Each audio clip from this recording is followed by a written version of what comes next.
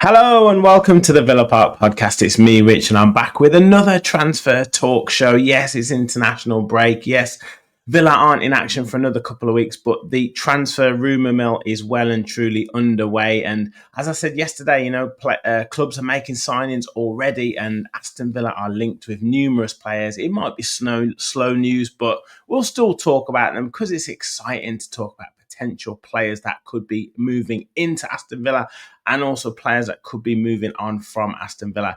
Make sure you hit that like button, hit that subscribe button. We have gone past 5,400 subscribers, so thank you so much for your support. We want to hit 6K as soon as possible on the road to 10,000 subscribers, and get your comments in as well, your thoughts on the latest players that are linked with Aston Villa. Now, the first one is an absolutely wonderful player.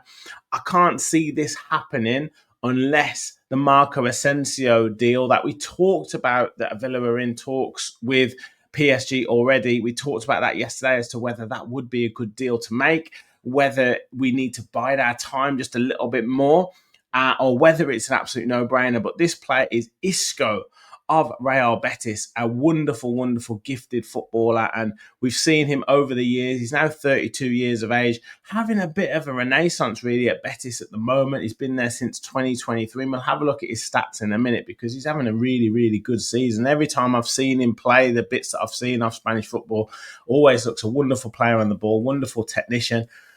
Made his name, obviously, at Real Madrid, 246 appearances between 2013 and 2022, scoring 37 goals. Also played for Malaga, Valencia briefly, and also Sevilla as well. And as I say, has been at Betis since 2023, scored 14 goals in 42 games, and has represented Spain between 2013 and 2019, gaining 38 caps and scoring 12 goals. Now, if we do have a look at his statistics on SofaScore, as I say, he's having a really good season at this moment in time.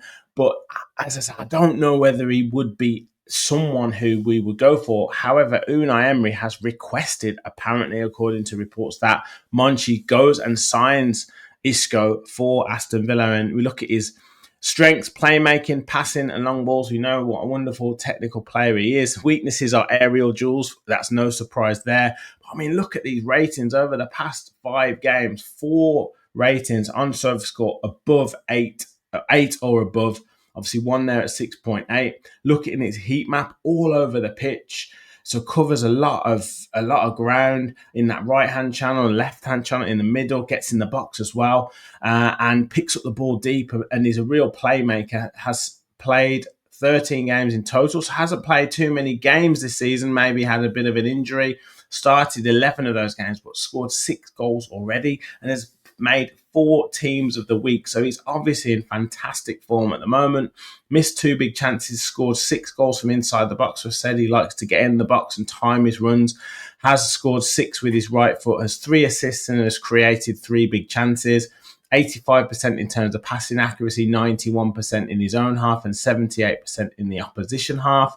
And has 3.9 ball recoveries per game as well. So obviously does work hard as part of the team. 52% in terms of successful dribbles and 48% in terms of total duels won. So he's a pretty decent all-round midfielder, not just kind of technical ability when he's got the ball. Works hard as well. And I think that's one thing that Villa fans have been surprised. I mean, I would say as well with Marco Asensio of how hard he works and how much ground he covers. Yes, he hasn't got frightening pace, but he works very hard and he closes the angles down. And then how much work he does off the ball in terms of when Villa are on the ball, how much work he does. If he doesn't receive the ball in one area and moves into another space, he moves into another space, and he's constantly looking for little spaces to try and receive the ball, to create things and to make things happen for Aston Villa. And I would imagine that Isco is a similar type of player to that. Now, as I say, I don't think we would make the signing of Isco if Asensio is signed, but it's an interesting one. And you guys let me know your thoughts in the comments. Does it hinge on Asensio, or do you think that could be done?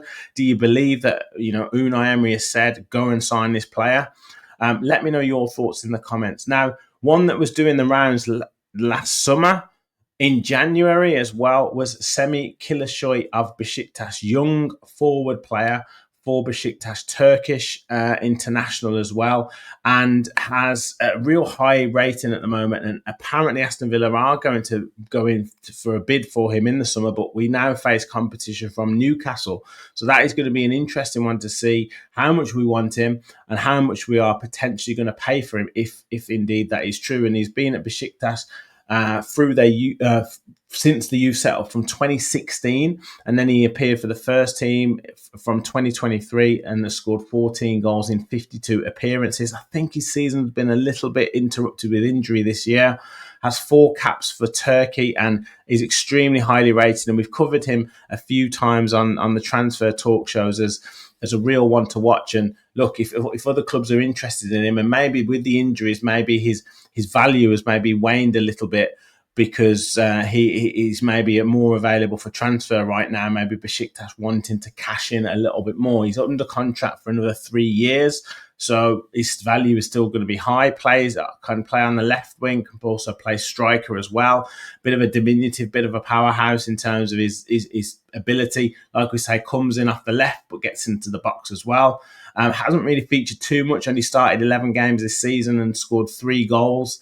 But as I say, been a bit more injury hit this season. 3 big chances missed, 3 goals with his right foot, has won 2 penalties as well, has 2 assists and has created 7 big chances. So obviously he got that creative ability as well to set things up for other teams, for other players, for other colleagues.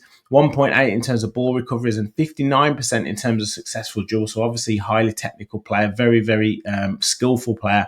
And at 19 years of age, has got a hell of a lot of potential. So this could be one that runs. And now whether he would be brought in and whether he would challenge straight away for the first team is another question to ask. Or would we maybe send him out on loan, similar to 1 or 2 other players that we've done that with? Or like I say, whether he would really be a challenge for the first team. He's obviously a Turkish international. So I would have thought that he would come in and form part of that first team if he was to come in. But that's one to watch as well in the summer, because that could be form a bit of a bidding war if it is Villa, Newcastle, and maybe 1 or 2 others, the likes of Tottenham or 1 or 2 others could come in for him as well. So that's one to watch. Now, another one is Genoa player Morten Frendrup, midfielder, defensive midfielder, Danish international, just recently had a cap this year, and has represented Denmark right from under 16s right through to full international level, and has been at Genoa since 2022 and has 6 goals in 103 appearances.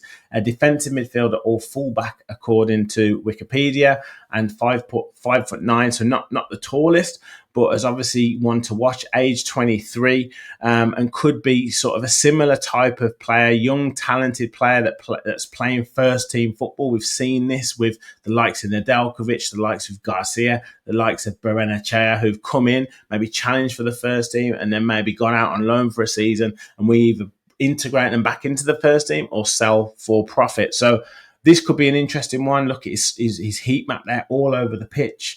And played in Serie A this season, had good experience, as 28 appearances, 28 starts, plays pretty much every minute of every game, has scored 2 goals this season and has scored both goals from inside the box, does have quite a few shots as well, so 13 shots outside the box, 9 from inside of the box as well, 1 with his right foot, 1 with his left foot.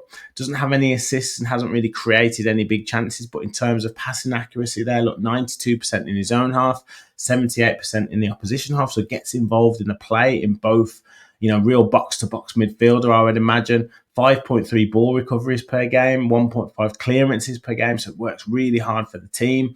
52% in terms of total duels won as well. So a really hard-working midfielder, can play defensive midfield, can play more sort of box to box as well. So I imagine a very versatile player. And at 23, as I say, a good age to bring in and, like I say, be developed by Unai Emery.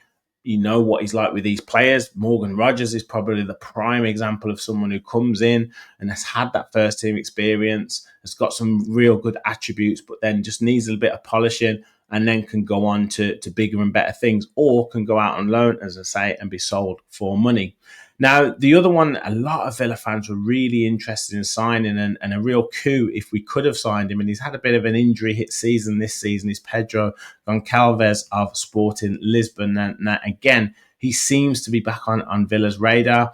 Actually was at Wolves from 2018 to 2019, didn't feature, then went to Famalicão from 2019 to 2020, scoring 5 goals in 33 appearances, and has been at Sporting since 2020, and scored 61 times in 132 games. Has only had 3 caps for Portugal, which is really, really surprising, to be honest with you, and such a highly rated player. Obviously, but came onto the scene with a lot of English supporters when he played against Arsenal for Sporting and scored a really, really good goal. And Villa fans have been on to him for a long time. And I think I don't know if it was last summer or the summer before that, there was real talk of us being able to sign him. Versatile player, can play anywhere through the central midfield, can also play left wing as well. Has had an injury hit season this season, not played since November, but I think he's on his road back to recovery and could feature after this international break. So interesting to see how he does. He's only played 8 games this season, but has 4 goals already, and 3 goals from inside the box, 1 from outside the box, 1 with his head, 3 with his right foot, 4 assists as well, and 8 big chances created. So we know what an effective player he is. Sometimes it's difficult to judge in the Portuguese league because some of the games aren't as highly sort of competitive as maybe the Premier League would be, but still a quality player. And look at the passing accuracy there, 96% in his own half, 71% even in the opposition half, 2.4 ball recovery. So we know what quality he's got, and maybe the prices that were quoted of the likes of 60, 70, 80 million. Now it's looking like his value is 35 million. So could you get him for a bit more of a cut price deal? Contract is up in 2027, so 2 years left on his contract. So could Aston Villa go in for him and get him for a bit more of a cut price deal? That's one maybe to watch out for in the summer as well. And I guess it also depends on who leaves Aston Villa and who we look to replace them with. Is there going to be a real kind of, I guess, overhaul of the squad? Is there going to be 4 or 5 or 6 departures from the club, that not just fringe players, but I mean, kind of established players that go and then be replaced by, these players that have maybe been on Unai Emery's shopping list over the few years to integrate them into the team?